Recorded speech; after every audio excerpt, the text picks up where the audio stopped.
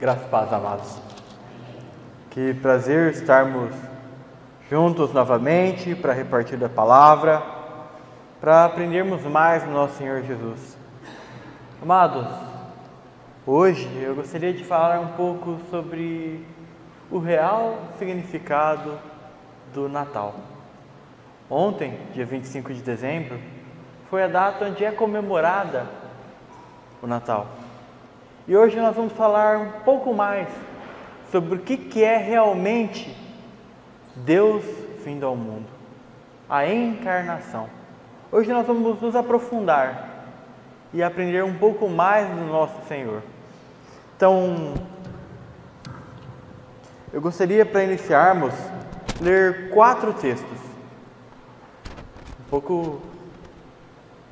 Pouquinho só, mas é para a gente ter uma compreensão maior.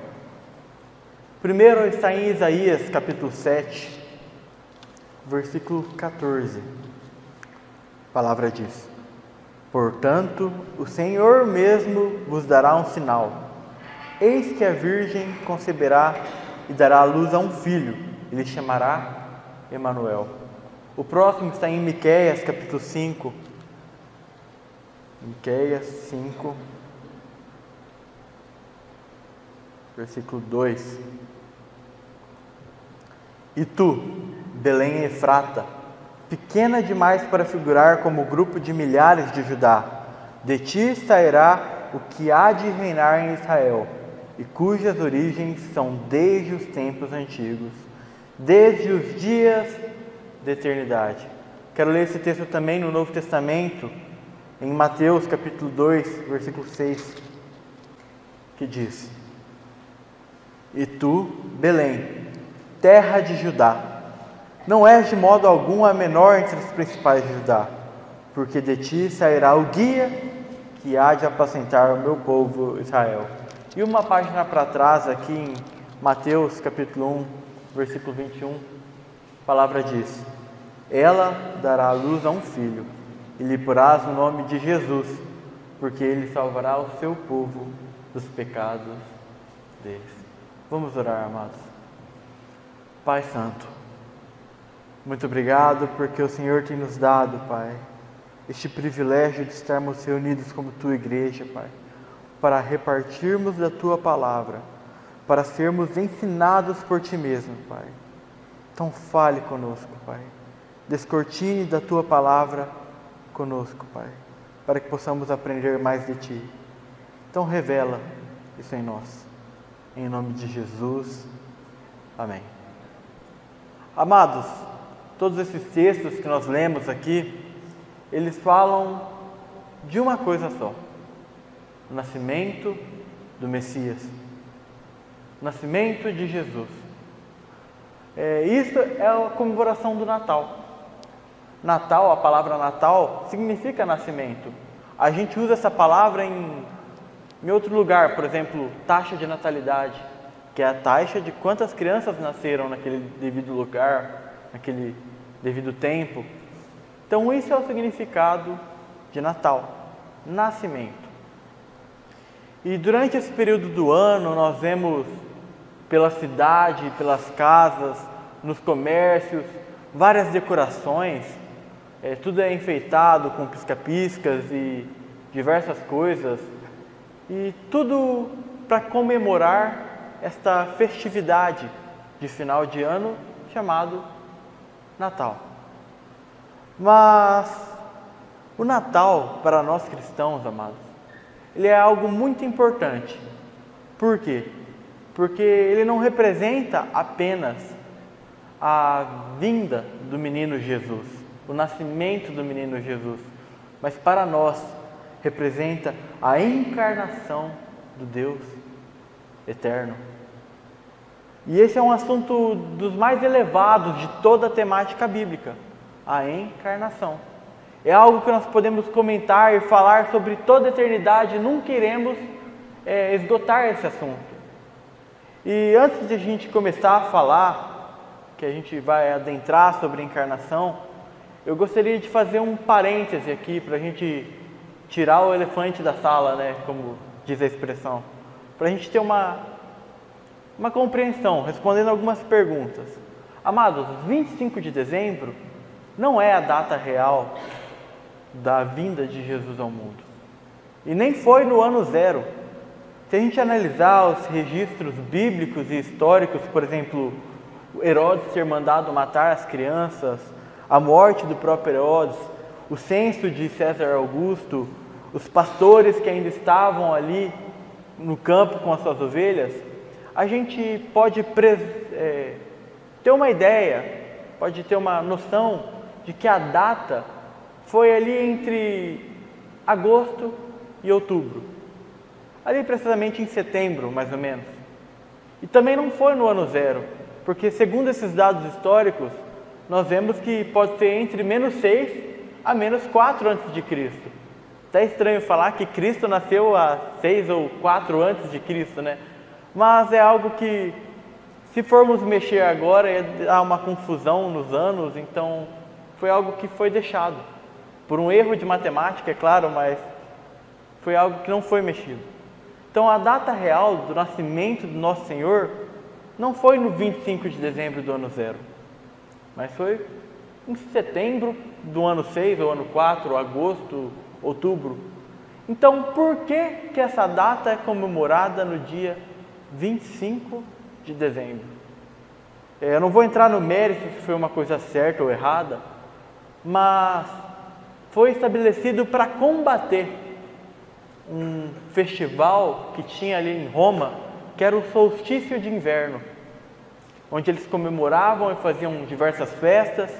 Então eles estabeleceram que o Natal seria naquela época para combater esse outro festival.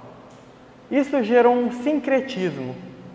Então juntou o paganismo com os costumes ali dos cristãos e virou uma bola de neve só.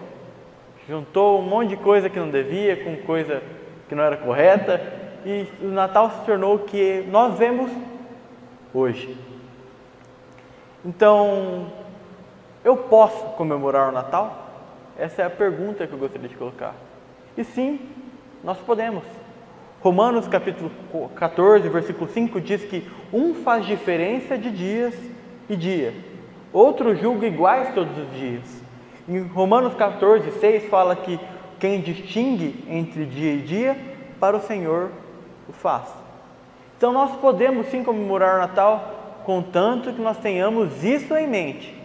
Que nós não estamos comemorando o Papai Noel, ou os pinheiros, ou os pisca-piscas, mas a festividade em si, não.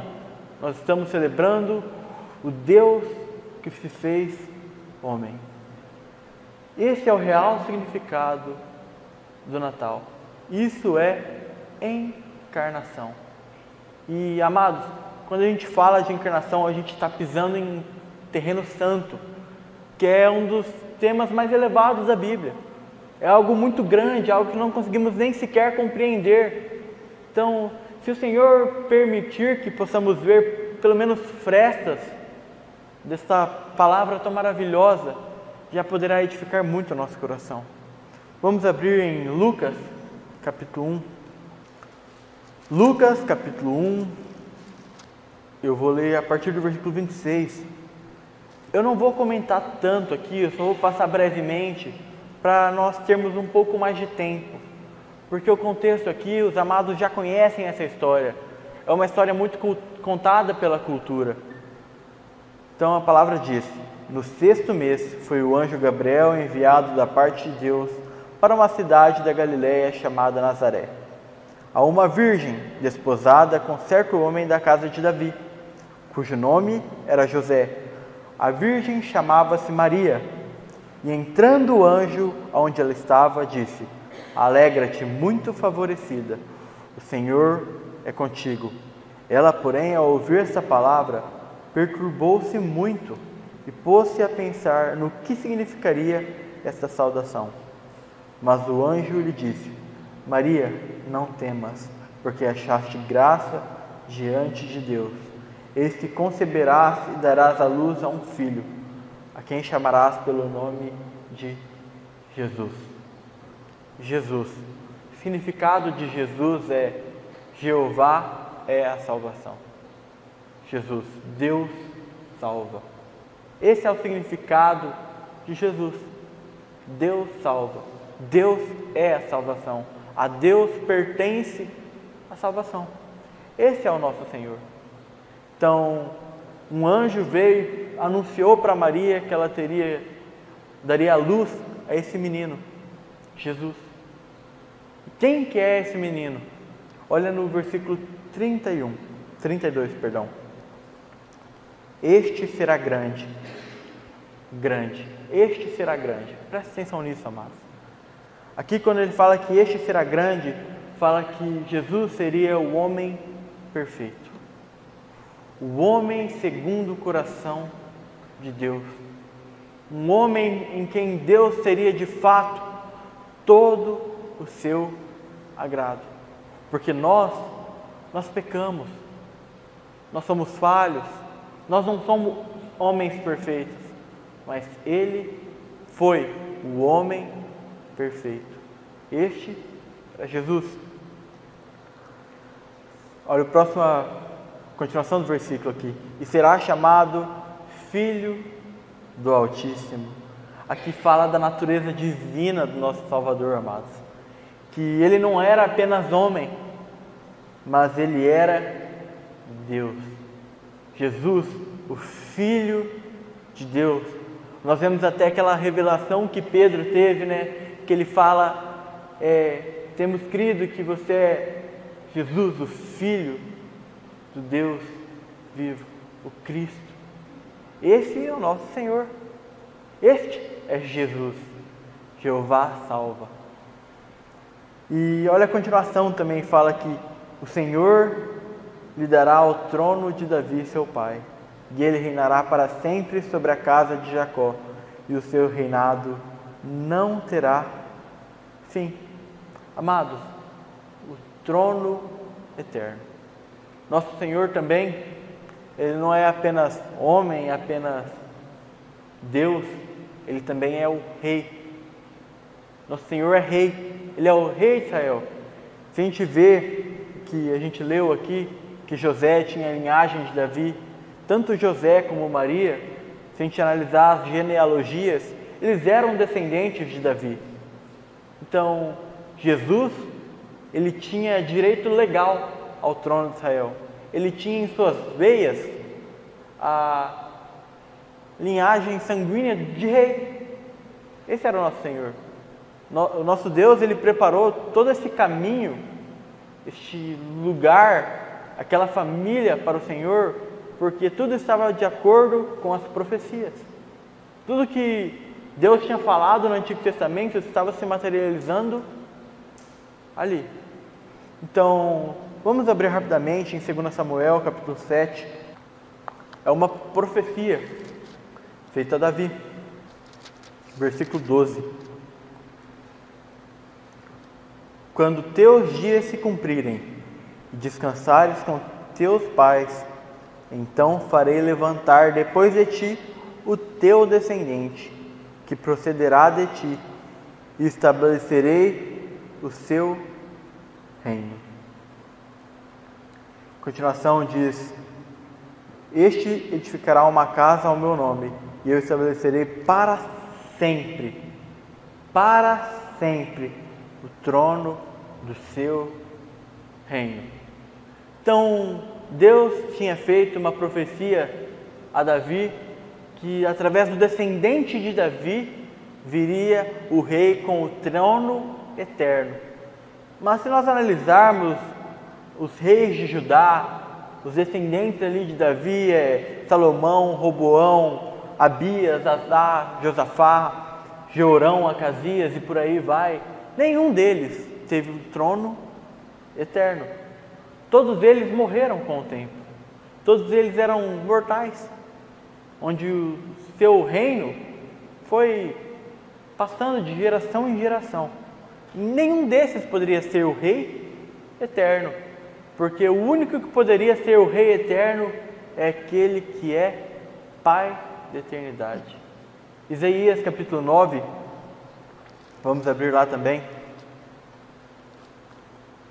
texto muito conhecido, Isaías capítulo 9, versículo 6, fala o seguinte: porque um menino nos nasceu, um filho se nos deu, e o governo está sobre os seus ombros, e o seu nome será Maravilhoso Conselheiro, Deus Forte, Pai da Eternidade, Príncipe da Paz. Esse menino que nasceu ali em Belém, ele era aquele menino que está com o governo sobre os seus ombros, o Pai da Eternidade, o Filho de Davi, o Deus encarnado, aquele que era 100% homem, 100% Deus, Jesus. Esse sim era o descendente de Davi que possui direito ao trono e ao trono eterno, porque ele é eterno. E para entendermos um pouco mais sobre eternidade, sobre a encarnação, nós temos que ir um pouco antes, que é antes da eternidade. João, amados, nós não podemos falar de encarnação sem passar por este texto. João capítulo 1. João capítulo 1, versículo 1. A palavra diz: no princípio era o Verbo, e o Verbo estava com Deus, e o Verbo era Deus. Em arquê, em logos, no princípio era o Verbo. Amados, isso é muito grande. Para nós entendermos o que significa verbo, eu gostaria de pedir permissão aqui para os amados, para a gente fazer outro parêntese aqui, para falarmos um pouco sobre essa palavra, verbo, o logos. É uma palavra que tem origem na filosofia grega, mais precisamente no século 6 a.C., um tempo bem considerável, na cidade de Éfeso, um homem chamado Heráclito. Ele usa pela primeira vez essa palavra dessa forma. Logos significa palavra, e é literalmente usada era literalmente usada como esse sentido. Palavra, essa que a gente fala, essa que a gente escreve, palavra. Mas Heráclito, no século 6 a.C., define logos de uma forma diferente. Ele dizia que por trás de toda harmonia, toda ordem, toda beleza do universo, há um princípio chamado logos. Eles falavam que logos é uma lei universal que rege todo o universo. E segundo eles era uma força, uma energia que mantinha todas as coisas em sua integridade. E eles não entendiam o que era, então eles chamaram de logos. Logos era esse princípio que mantinha todas as coisas em ordem, que toda a beleza do universo era estabelecida por esse logos. Então, isso é um termo que foi utilizado muitas vezes na filosofia grega. A gente vê Platão usando esse termo, Aristóteles, os filósofos estoicos. Era um termo muito importante para a história da humanidade, para a história da filosofia, o logos. Mas quando chega aqui em João, no capítulo 1, no versículo 1, João fala que não era um princípio, não era uma força, não era uma energia, mas era o Senhor. No princípio era o Verbo, e o Verbo estava com Deus, e o Verbo era Deus. Ele estava no princípio com Deus. Então, João usa esse termo que vem da filosofia grega para definir o nosso Senhor, para definir o Verbo eterno, o Filho de Deus. Olha aqui nessa primeira parte, amados. No princípio era o Verbo. Amados, este princípio que fala aqui não é o mesmo princípio de Gênesis, porque a palavra Gênesis significa princípio, início, mas não fala do mesmo início, fala de um tempo eterno. Se a gente vê o passado eternamente, nós vemos que ele não tem início, é um ponto da eternidade. Então, nosso Senhor sempre esteve junto com o Pai ali. Aqui não está falando que no princípio foi o Verbo, ou no princípio estava o Verbo. O Verbo estava com Deus, mas no princípio não estava o Verbo. No princípio era o Verbo. Então, aqui está falando que antes sequer do espaço e do tempo existir, estava o nosso Senhor. A gente leu Miqueias capítulo 5, versículo 2, que fala que aquele que há de reinar tem os seus dias desde a eternidade, nos dias passados, nos dias antigos. Então era um rei eterno. Olha a continuação aqui. E o verbo estava com Deus. Amados, este verbo, ele é relacional. Ele estava ali junto com a Trindade, se relacionando, tendo aquela união sempre juntos, aquela união indissoluta. Ele sempre esteve com o Pai. Este era o verbo. Olha a continuação. E o verbo era Deus. O verbo possuía toda a divindade, toda a deidade. Ele era onisciente, onipresente, onipotente, da mesma essência que Deus, mesma substância que Deus. Esse era o verbo. Mas chega no versículo 2 e ele fala: ele estava no princípio com Deus.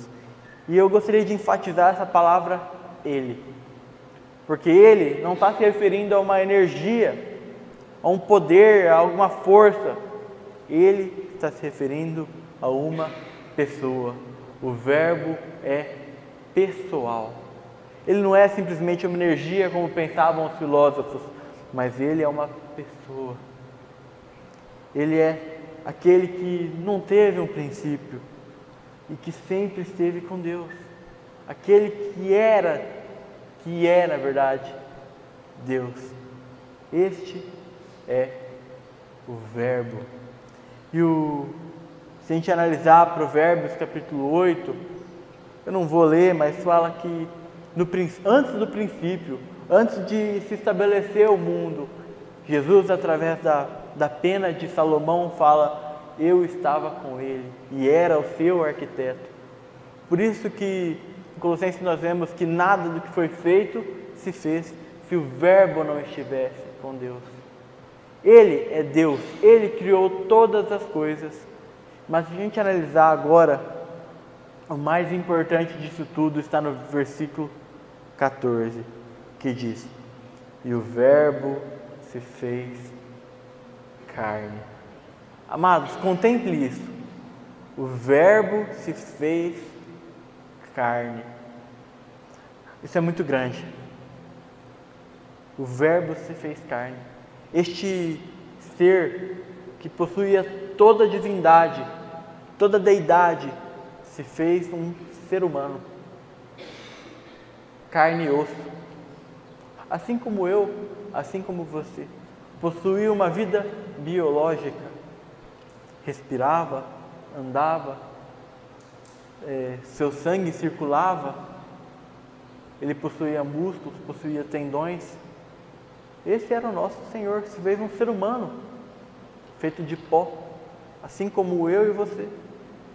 Então, todo aquele ser perfeito se fez homem. Amados, nós vamos fazer uma comparação aqui. Eu conseguiria colocar essa garrafa aqui num copo de água? Todo o líquido dessa garrafa num copo d'água? Não ia conseguir nunca. Agora eu vou fazer uma comparação um pouco maior. Eu conseguiria colocar um oceano dentro de um copo d'água? Ficou mais difícil ainda. Então, nosso Senhor, aquele que era infinito, conseguiu fazer algo muito maior do que colocar o oceano num copo d'água. Ele se fez carne, habitou entre nós, cheio de graça e de verdade. Filipenses capítulo 2, versículos 6 e 7, não precisam abrir, fala que ele, subsistindo em forma de Deus, não julgou como usurpação o ser igual a Deus, antes, a si mesmo se esvaziou, assumindo a forma de servo, tornando-se em semelhança de homens e reconhecido em figura humana. Este era o verbo que se fez carne, Jesus. Este é aquele que nasceu lá em Belém, numa manjedoura, que ele não teve como usurpação o ser igual a Deus. Ele se esvaziou. Amados, ele não deixou de ser Deus, porque Deus não pode deixar de ser Deus, mas ele se tornou homem, 100% homem, 100% Deus. Isso é algo que não entra na nossa cabeça, porque nós pensamos de forma que 100% é o completo. Então, nós pensamos que ele é 50% homem, 50% Deus. Ele é meio, mas não. Ele é inteiramente homem, como ele é inteiramente Deus. Amados, ele não deixou de ser Deus ao se encarnar, como ele também não deixou de ser homem ao ser entronizado. Ele é 100% homem, 100% Deus ao se encarnar. E hoje ele está sentado no trono como 100% Deus, 100% homem. Ele é homem diante de Deus para representar os homens, mas ele é Deus diante dos homens para representar a Deus. É por isso que ele teve que se encarnar, é por isso que o Verbo teve que se tornar um ser humano, carne e osso, para poder nos representar. E a encarnação é algo tão grande, amados, mas tão grande, que até os anjos ficaram admirados com o tamanho de tal coisa. Deixa o dedo aqui em João, vamos lá para Lucas. Lucas capítulo 2, versículo 10. Eu vou ler a partir do versículo 10. O anjo lhes disse: não temais, eis aqui vos trago boa nova de grande alegria, que o será para todo o povo. É que hoje vos nasceu na cidade de Davi o Salvador, que é Cristo o Senhor. E isto vos servirá de sinal: encontrareis uma criança envolta em faixas e deitada em manjedoura. E subitamente apareceu com o anjo uma multidão da milícia celestial, louvando a Deus, dizendo: glória a Deus nas maiores alturas, e paz na terra entre os homens a quem Ele quer bem. Amados, esse fato de Deus se tornado homem é tão grande que até mesmo os anjos vieram adorar. Os anjos, aqueles que o contemplavam no trono eterno, aqueles anjos que pela toda a eternidade puderam ver e contemplar o Senhor Jesus em toda a sua glória, puderam ver, eles viram, na verdade, o Criador deles deitado numa manjedoura, o Criador deles como a forma de um frágil menino, uma criança, um bebê.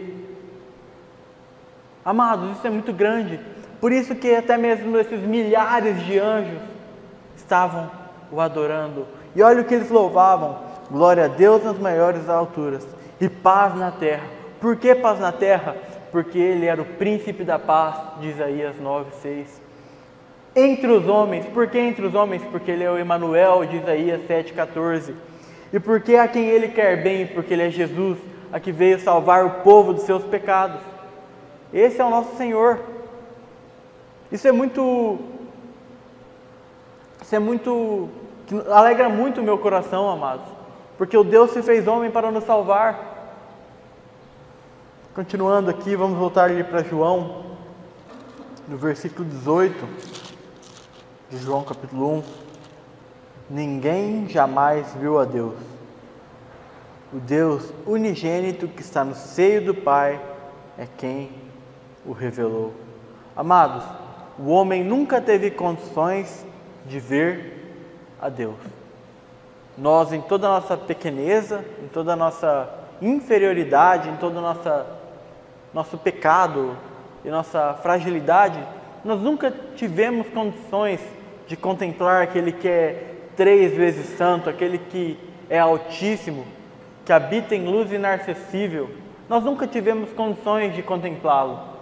Nós não podemos sequer imaginá-lo como Deus é, porque Ele é muito, muito grande, Ele é infinito, Ele é muito mais do que infinito. Por isso que nós não conseguimos contemplá-lo. Mas foi por isso que Cristo veio, para revelar o Pai. Ele é aquele guia de Mateus 2,6 que há de apacentar o povo, o nosso guia, que nos guia ao Pai. Ele mesmo fala que Ele é o caminho que nos leva ao Pai. E Ele é o novo e vivo caminho. Em João 14, Felipe faz aquela indagação para o Senhor. Senhor, mostra-nos o Pai, e isso nos basta. E o Senhor Jesus responde: quem me vê a mim, vê ao Pai. Colossenses 1, versículo 15, fala que Ele é a imagem de Deus invisível. E Hebreus 1, versículo 3, fala que Ele é o resplendor da glória de Deus, a expressão exata do seu ser. O nosso Senhor, Ele representava o Pai. Ele nos podia mostrar o Pai, porque Ele era aquele que veio de Deus, o Filho de Deus. Ele era aquele que era Deus, mas também era homem, então Ele era apalpável, Ele podia ser visto. Cristo é a revelação do Pai que temos. Hebreus 1 fala que, havendo Deus falado de várias maneiras no passado, pelos patriarcas, pelos profetas, hoje, nesses últimos dias, Ele nos fala através do Filho. Por isso que nós podemos contemplá-lo. Aquele em quem cremos é o Senhor Jesus. O Evangelho que temos crido é o Senhor Jesus. Não é outro senão o Senhor Jesus. A nossa fé não é baseada em ensinamentos, doutrinas, formas, sistemas, rituais, cerimônias. Nossa fé é exclusivamente baseada em uma pessoa: Jesus. O Verbo que se fez carne. E olha no versículo 12, amados. A gente vê aqui que Ele veio revelar o Pai. E hoje nós podemos ter essa revelação através de Cristo. Nós podemos contemplá-lo. E olha no versículo 12. Mas a todos quantos o receberam, deu-lhes o poder de serem feitos filhos de Deus, a saber, aos que creem no seu nome. Amados, o Filho de Deus veio ao mundo para que os... deixa eu lembrar a frase. O Filho de Deus se tornou homem para que os homens possam se tornar filhos de Deus. C.S. Lewis. Esse é um dos fatos mais incríveis de toda a eternidade, amados. Porque Ele veio se tornar homem para que nós pudéssemos se tornar filhos de Deus.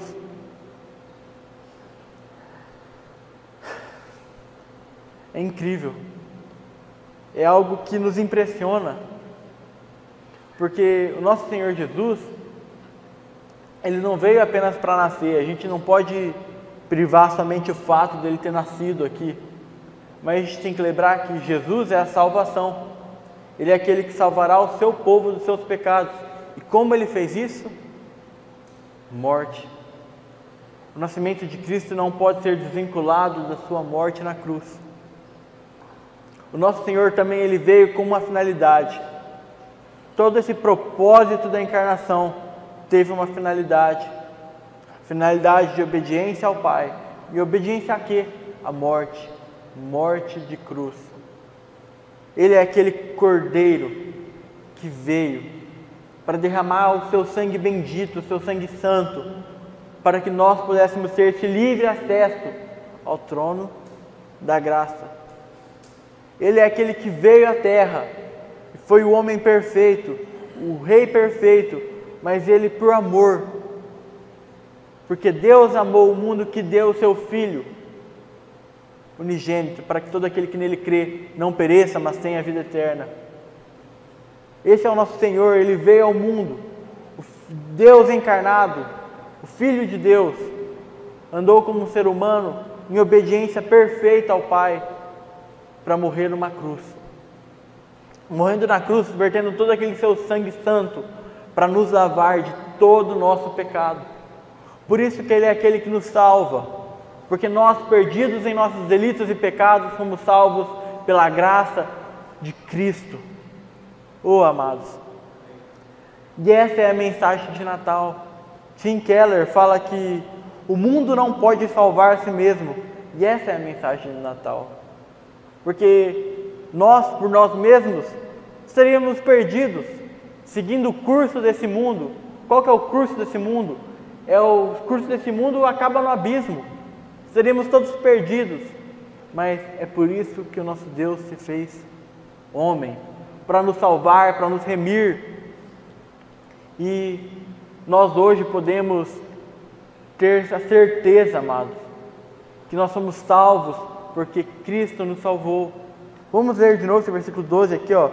A todos quantos receberam. O que é receber a Cristo? É estar unido, é crer que Jesus é o Filho de Deus que se fez carne e que morreu numa cruz para nos salvar, e que naquela cruz Ele nos atraiu a si mesmo, onde nós morremos com Ele naquela cruz, porque nós deveríamos morrer.